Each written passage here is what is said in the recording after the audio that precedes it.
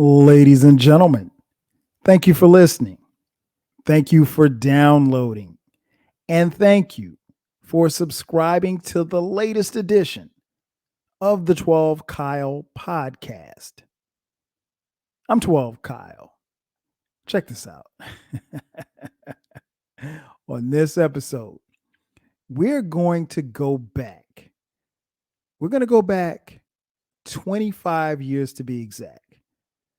On June 3rd, 1997, the Wu-Tang Clan released their second studio album entitled Wu-Tang Forever. And wow, when I think about it, man, it's hard to believe that it's been 25 years because I literally remember going to, to the record store to pick up this album. That's right, kids. This album was released at a time where you actually had to leave your house to purchase music. There's a lot that I can say about this album. It is one of my favorite albums from 1997 and arguably one of the best albums from 1997. This album obviously was the follow-up to Wu-Tang Enter the 36 Chambers, which made its debut in 1993.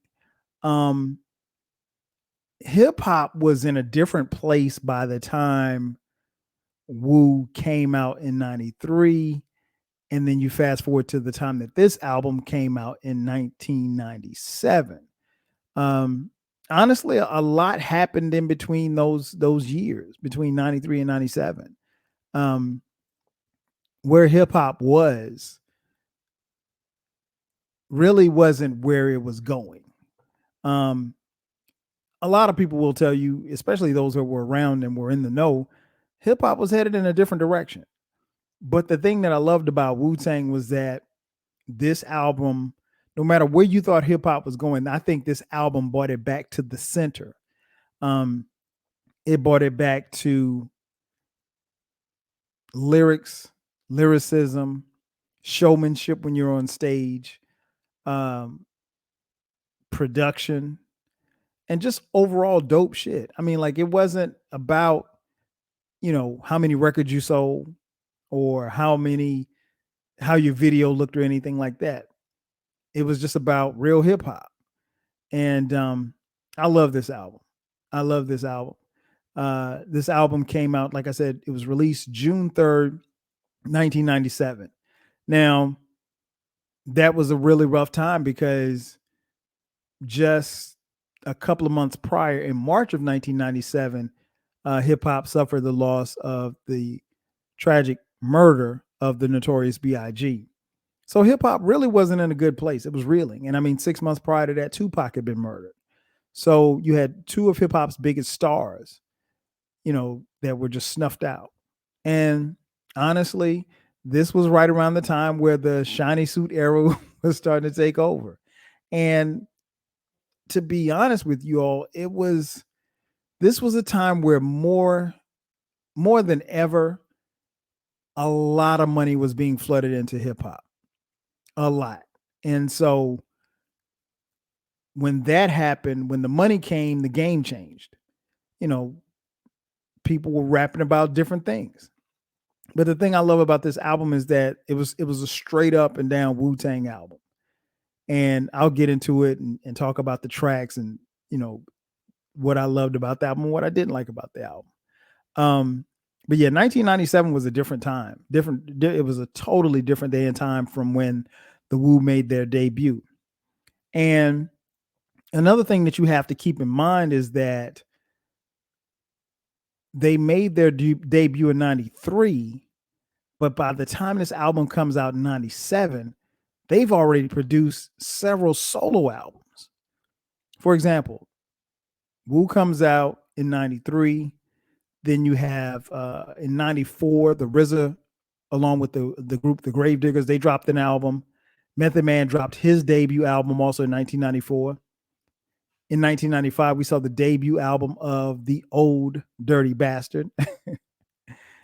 And of course, in 1995, we also saw the debut album from Raekwon the Chef. as well as the debut album. Well, actually, it wasn't his debut album, but another album from the GZA, Liquid Swords, GZA slash The Genius. And then, of course, in 1996, Ghostface's debut album dropped. So, really and truly, if we're being honest, in a lot of hip hop circles, Wu-Tang was pretty much a household name by the time their second album comes out. And they've already garnered a lot of success, you know, as solo artists. And some would say that kind of was led to their detriment, if you will, because by the time they start touring for this album, they had several shows where there was no guarantee that all of the members of Wu-Tang were going to show up. And sometimes it was for contractual reasons. Sometimes dudes just on some other shit. I'm going to be honest. But this album was an incredible album. I think it sold over 600,000 in its first week. It was certified 4 times platinum, so it's quadruple platinum. It was a double album. Now, if you listen to the podcast, you know how I feel about double albums. And I have my thoughts on this being a double album, and I'll get to that in just a second. But this album was critically acclaimed, sold through the roof, and it was vintage Wu-Tang. One of the things that stood out, obviously, when you get beyond the lyrics, because it was supreme lyricism on this album. When you hear the members talk about this album, they always talk about darts. And each song is like a dart. Each verse is like a dart. And I mean, like, they were throwing darts this entire album.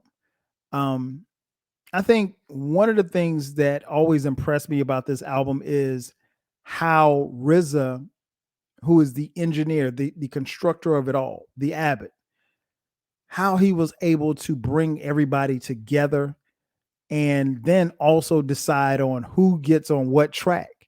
Because when you look at the track listing, and it's what, 20, 26, 27 songs on this album. Again, it's a double disc, and you have to figure out who goes on what song. And I'm sure that that's not the easiest thing to do. And this album is well over an hour as far as its time. The first disc is 44 minutes, and the second disc is 67 minutes. So, this is a long ass album, but it doesn't feel long. It's a double CD, and double CDs at the time in 1997 were very, very popular. But I think one of the things that really stood out was, like I said, how RZA put it all together and figured out who needs to go on what track. And there was only one track that I can think of, and that was Triumph, which was the lead single, that had every member of the Clan on the song. Every other song on this album, you don't have everybody on the songs. And that's for a good reason, because if you had it's what, 9 members of Wu-Tang, and if 10 of you add Capadonna, so if you put everybody on the album, on every song, you'd have a 6-minute song every song. And I mean, you couldn't make the album any longer than what it already was. But the lyricism was incredible. And I'll touch on my favorite, because I'm not going to break down the lyrics because there's too many lyrics to break down. But what I will tell you is, I go through the track listing, I'll tell you who delivered my favorite verse on each song. But I would be remiss if I did not talk about the production of this album. This production is phenomenal. Now, when you listen to it, and you listen to their first album, Wu-Tang Enter the 36 Chambers, it's vastly different. The sounds on that album are raw, very dirty, very grimy. I think the beats on this album, Wu-Tang Forever, I think the beats are dirty and they're grimy, but they're dirty, but they're crispy, if that makes sense. Very clean, but the production on here is crazy. You could make a case that this is RZA's best produced album, and he produced almost all of this album Other producers on this album include Fourth Disciple, True Master, and Wu-Tang member Inspector Deck, who produced the track. But for the most part, the RZA carries the production load on this album, and it's incredible. I mean, like, this is one of the few albums that you can listen to, and honestly, you could very well just be fine listening to the instrumental. But you want to hear the lyricism, and you want to hear these darts that these guys are throwing, but the production is crazy. Um, they released 3 singles from this album. Triumph which was released February 11th, 1997. So that dropped before the album came out, and that also had a video. Um, and I'll touch on that in just a second. But that video, I think they spent $1 million on the video. It's crazy. Um, it's Yours, which was released September 23rd, 1997, and then Reunited, which was released November 24th, 1997. So they only released 3 singles, but again, this album went quadruple platinum. It had airplay on the radio, but not a lot, relatively speaking, when you think about the success that this album actually garnered. But it was crazy. It was crazy. And again, you got to give RZA a lot of credit for putting it all together. So let's get into the tracks. Disc 1 starts off with the Wu Revolution. Guys, Papa Wu talking and everything, just kind of setting the table for the album. And then the album goes into track 2, Reunited. Reunited, featuring GZA, ODB, RZA, and Method Man. My favorite verse came from GZA. Now, the thing that I love about this song is the violin. Yes, there is an actual violin. And here's the funny thing. Like, when you think about it, violins really didn't appear in a lot of hip hop songs then and now. So to hear a violin, and one as good as the one being played in this song, was incredible. But yeah, GZA, he had my favorite verse on that song. Then track 3, For Heaven's Sake, featuring Inspector Deck, Master Killer, and Capadonna. Inspector Deck had my favorite verse on this song. Then we move to track 4, Cash Still Rules / Scary Hours, featuring Raekwon, Method Man, and Ghostface Killer. This one was tough, but my favorite verse was delivered by Shalal Raekwon, the chef. Track 5, Visions, featuring Method Man, Raekwon, Master Killer, Inspector Deck, and Ghostface Killer. On this one, I got to go with Inspector Deck, man. Inspector Deck. And that was one thing that I think really stood out to me. If I had to pick a quote unquote star on this album, man, this was the coming out party for me for Inspector Deck. Obviously he drops, an all-time verse on the Triumph, but he only appears on 8 tracks on this album, but he didn't waste any bars on this album. I mean, like, he was incredible every time he blew on the mic. I think he's really, a phenomenal MC, and I think this album really highlighted that. Like I said, if there was a star on this album, I think it was Inspector Deck. The next track, Visions. Oh, I said Visions. I'm sorry. Next track, track 6, As High as Wu-Tang Get. This features ODB, GZA, and Method Man. I like this one. I mean, all of these songs I like, but GZA had the best verse, I think, or at least my favorite verse on this one. And I found it interesting that, when I speak about how they appeared on the album, one of the knocks, of the few knocks that I have on this album, is that there isn't a lot of ODB on this album. And that's unfortunate because ODB is my favorite member of Wu-Tang. Not the best, Hear what I'm saying? He's my favorite member. Um, and he didn't really appear a lot on this album. I think he's only on a couple of songs. He's only rapping on like maybe one or two songs. And then, he's got a couple of hooks. And that could have been because maybe ODB was all over the place. Who knows?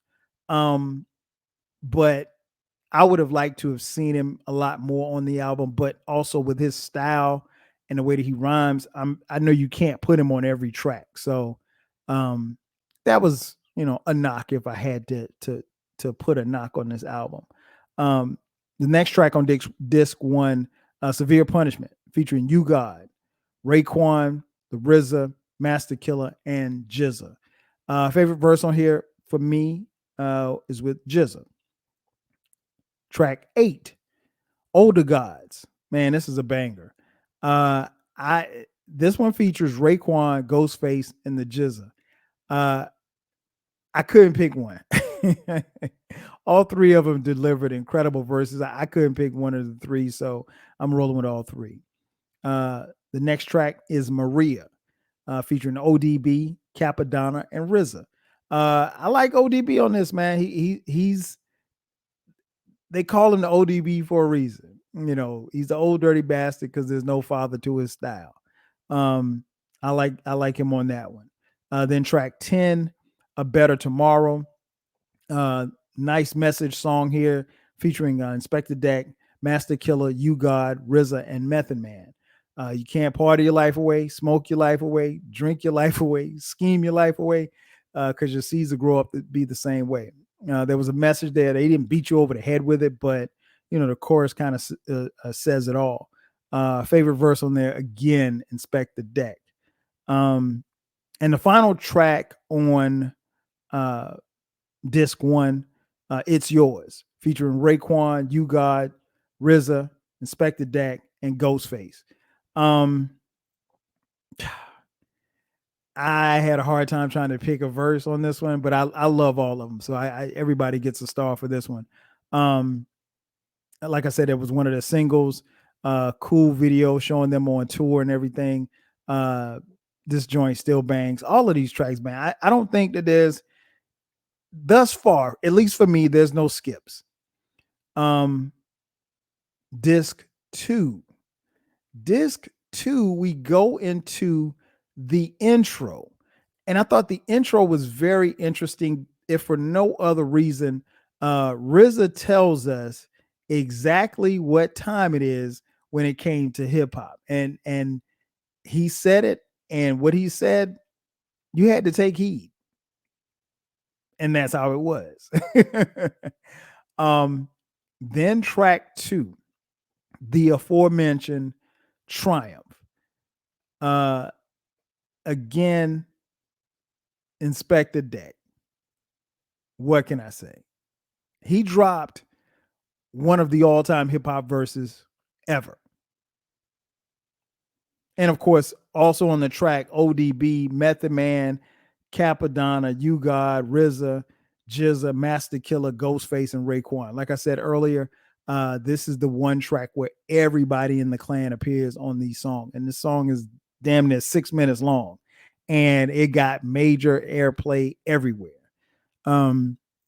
Track number 3 on this too is Impossible, featuring RZA, You God, Ghostface Killer, and Takitha on the hook. I thought Ghostface had the best verse on here, at least my favorite verse, I should say. Always love hearing, Raekwon just get on, Ghostface just get on and just go. And I think that's what he did. I would have liked to have seen him more on this album as well. But again, I don't know what the situation was when they were recording. Track 4, Little Ghetto Boys, featuring RZA, Raekwon, Capadonna, Ghostface, and Method Man. Now, realistically, the only people rapping on here, because there's a skit on here, the only people rapping are Raekwon and Capadonna. I'll give both of them stars. Love both of their verses. Then we get the track 5 on disc 2, Deadly Melody, featuring Master Killer, You God, RZA, Method Man, Jizza, Street Life, and Ghostface. Ghostface has my favorite verse. He's at the end. And again, vintage Ghostface. Then we get to track 6, The City.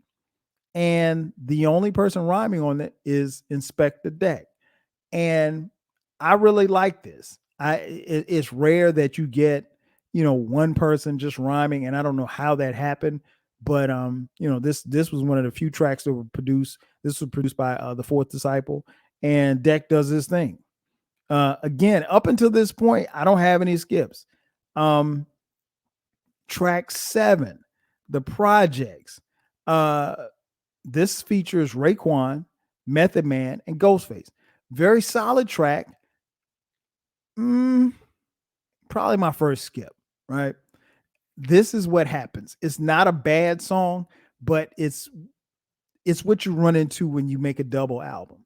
You got to put so many songs on here, and then you have songs that probably wouldn't have made a single disc. Um, Solid, but not up to par with the rest of the album up to this point. Um, the next track, track 8, Bells of War, featuring You God, Method Man, RZA, Master Killer, Raekwon, and Ghostface.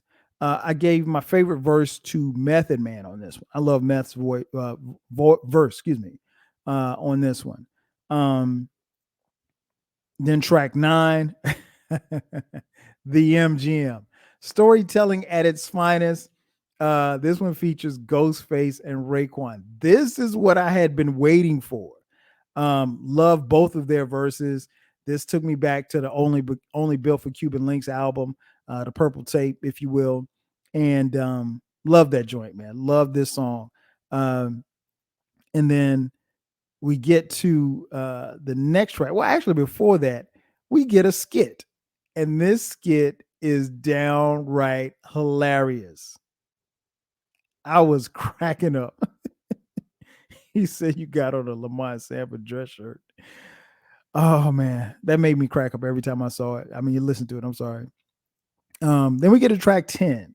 Track 10, Dog Shit. ODB, RZA, and Method Man. Again, RZA and Meth kind of ad lib on this one, but it's pretty much ODB's only song, only feature.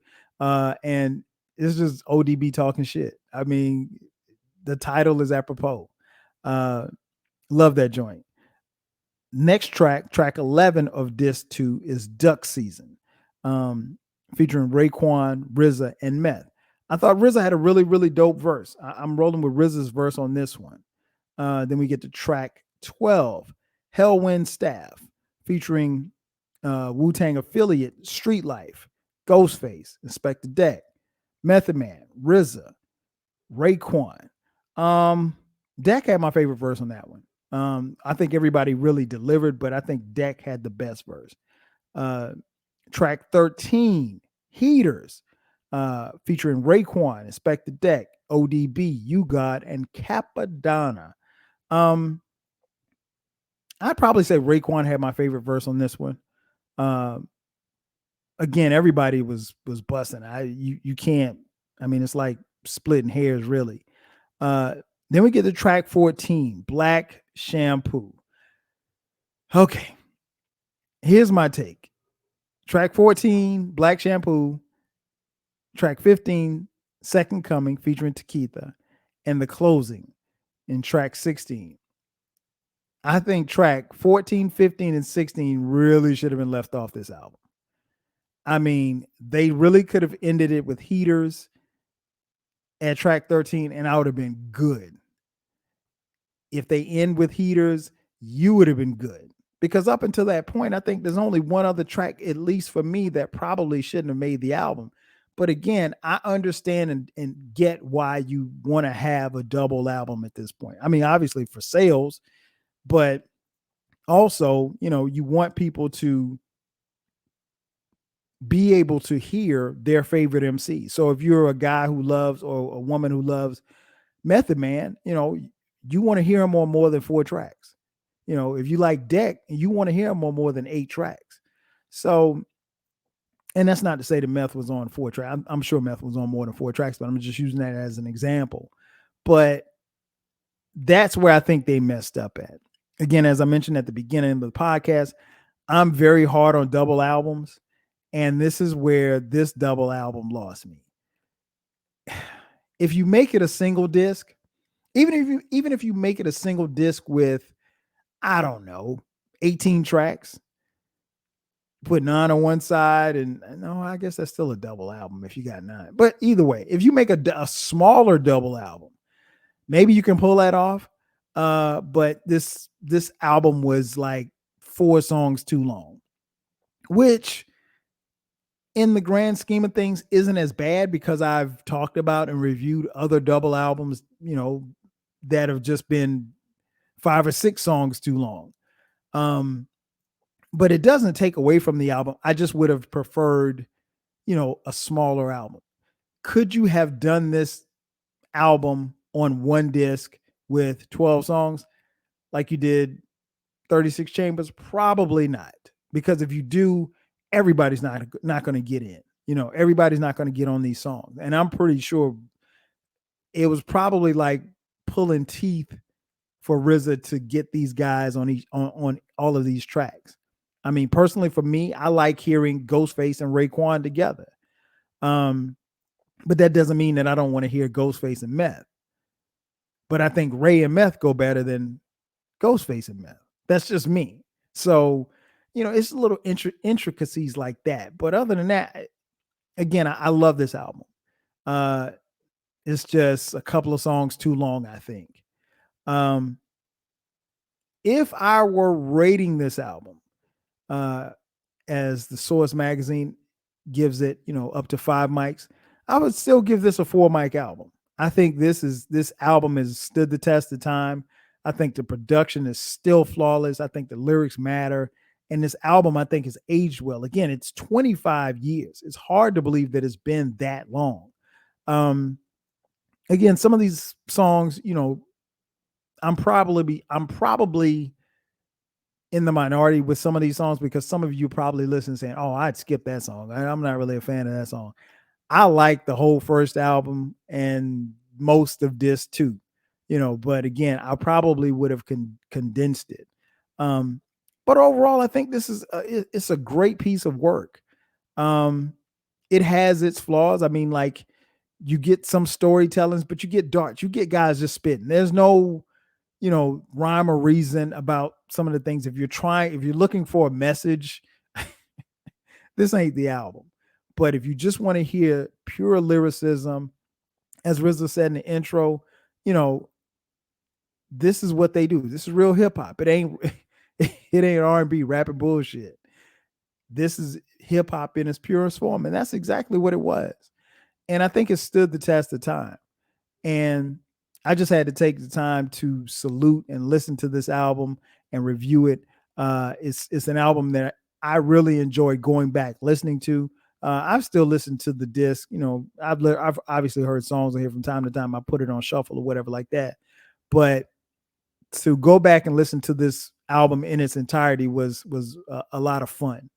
And I would encourage you, if you have not listened to this album in its entirety, do yourself a favor and go back and listen to it. I'm sure you will like it just the same. And if you disagree, hit me up on Twitter and let me know what you think about this album. But that's going to do it for me.